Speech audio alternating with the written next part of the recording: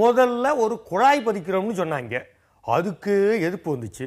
அப்புறமா ஆழமா குழி தோண்டி மீத்தேன் எடுக்க போறேன்னாங்க, அப்பவும் எதிர்ப்பு வந்துச்சு. இப்போ என்னன்னா அதெல்லாம் கிடையாது, டெல்டா மாவட்ட விவசாயம் தான் முக்கியம்னு சொன்னவங்க புதுசா ஏதோ கேஸ் எடுக்க போறாங்களாம். பத்த வைக்க வந்துட்டாரு நம்ம இடிதாங்கி.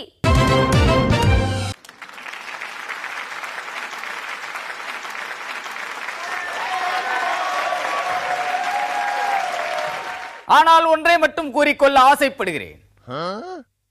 கடல் கடந்து சென்றாலும் கடமை மறக்காதவர்கள் என் கட்சி கவுன்சிலர்கள். ரணிலுக்கு பிரச்சனை என்றாலும் மைத்திரிபாலாவுக்கு பிரச்சனை என்றாலும் அவர்களுக்கே கவுன்சிலிங் கொடுக்கும் அளவுக்கு கெட்டிக்காரர். இவர்களை பார்த்து பக்சேவே பதுங்கும் அளவுக்கு இடிதாங்கியின் கதிர்வீச்சை தாங்கிக் கொண்டு களமாடி வருவார்கள். ஆக இடிதாங்கி இட்லி கொப்பரைக்குள் 2 சக்கர வாக்கரம் ஓட்டுபவன் என்று எண்ணிவிடாதே.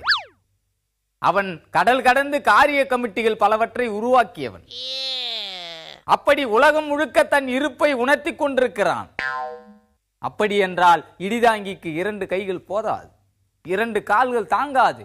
அப்படிப்பட்ட தலைவனுக்கு ஒரு தலை மட்டும் இருந்தால் அது ஒரு தலைபட்சமாகத்தான் சிந்திக்கும். அதனால் தான் சொல்லுகிறேன், என்னை நன்றாக உற்று பார்த்தால் என் தலையில் 10 மண்டைகள். அதே சமயத்தில் எஞ்சான் வயிற்றுக்கு 10 வாய்கள் இருப்பதையும் நீங்கள் மறந்துவிடக் கூடாது.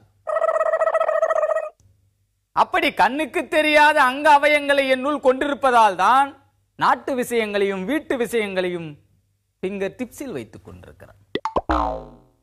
பிரச்சனைகள் எதுவாக இருந்தாலும் நகத்தை கடித்து துப்புவதை போல் முடிவுகளை எடுத்துக் கொண்டிருக்கிறான். அவன் எங்கும் இருப்பான். உக்ரைனில் பிரச்சனையா, அங்கே இருப்பான். உகண்டாவிலே பிரச்சனையா, அங்கே இருப்பான். டாஸ்மாக் கடையில் மட்டும் போராட்டம் பண்ணுவது இல்லை. டாஸ்மானியாவிலே உள்ள மதுக்கடையிலே போராட்டம் நடத்திய புலிகேசி என்பதை நீங்கள் மறந்துவிடக் கூடாது. இடிதாங்கியை இப்போது எங்கே என்று கேட்டால் குழாய் புட்டு வெந்து கொண்டிருக்கும் அடுப்புக்கு அருகே காத்து கிடக்கிறான் என்று என் அல்லக்கை சொல்லலாம். அதை நான் மறுப்பதற்கு இல்லை. குழாய் புட்டுக்கு காவல் காக்கும் கடமையை ஒரு புறத்தில் கொண்டாலும் என்னுடைய அரசியல் மூளை இன்னொரு குழாய் பற்றிய சிந்தனையில் மூழ்கி கொண்டது. அந்த மூளை அரூபமானது. அந்த மூளை ஆச்சரியத்தின் அடுத்த வீட்டு பிள்ளை. அந்த மூளையின் வேகத்தையும் விவேகத்தையும் நீங்கள் அறிய முடியாது. அப்படி எண்ணி பார்க்க முயற்சி தோற்று போனதால் தான் பலருக்கு குழாய் புட்டு கூட கிடைக்காமல் கூட்டணி வைப்பதற்காக அலைந்து கொண்டிருக்கிறார்.